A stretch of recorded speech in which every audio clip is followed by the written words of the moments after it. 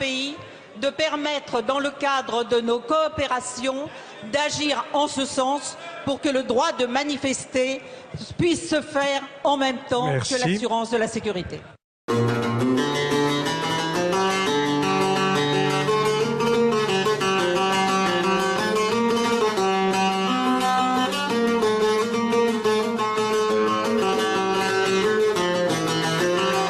Nous sommes bien conscients des difficultés qui attendent la Tunisie, comme tout pays en phase de transition démocratique, difficultés économiques, difficultés sociales, difficultés politiques aussi.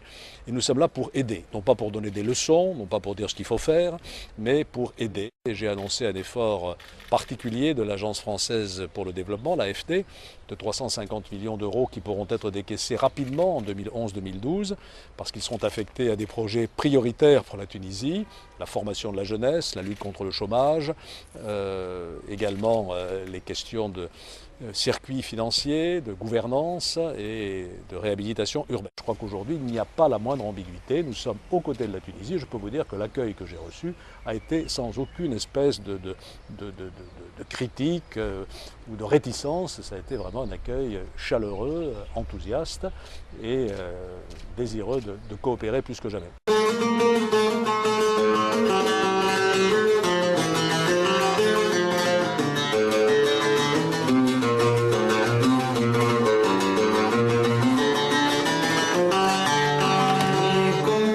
Parlons des relations avec la France.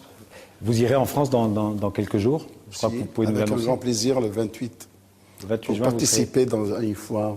Je vois c'est porte-maillot, quelque chose comme ça.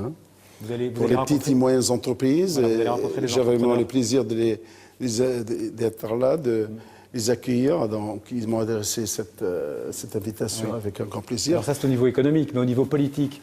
Politique, j'irai voir certainement M. le Premier ministre, Jean-Marc Ayrault. Et puis, c'est vraiment un très bon souvenir pour moi aussi de revenir à Paris.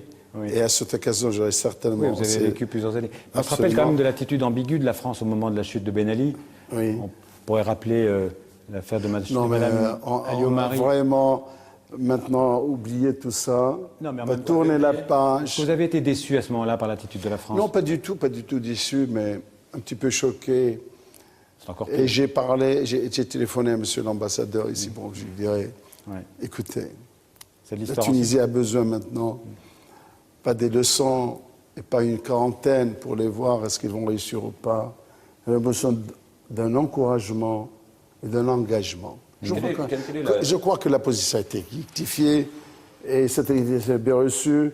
Je crois maintenant qu'il n'y a pas de problème. Il ne faut pas créer des problèmes. Surtout avec les amis français qui sont notre principal partenaire.